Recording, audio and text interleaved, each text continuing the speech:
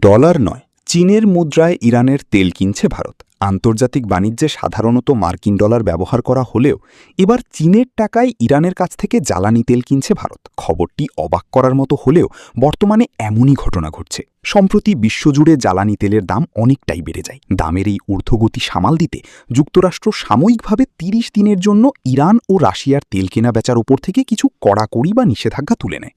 আর এই ৩০ দিনের সুযোগটি খুব ভালোভাবে কাজে লাগিয়েছে আমাদের প্রতিবেশী দেশ ভারত। খবর অনুযায়ী প্রায় ৯ বছর পর ভারতের সবচেয়ে বড় সরকারি তেল কোম্পানি ইন্ডিয়ান অয়েল ইরান থেকে ২০ লাখ ব্যারেল তেল কিনেছে, যার দাম প্রায় $২০ কোটি।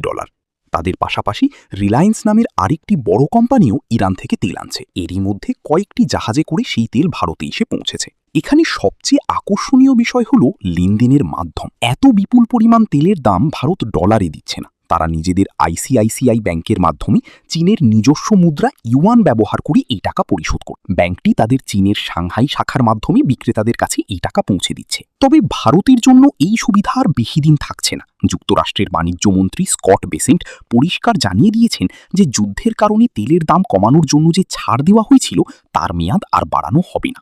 ফলে আজ রোববার থেকেই ইরানের তেল কেনার এই বিশেষ সুযোগটি শেষ হয়ে যাচ্ছে।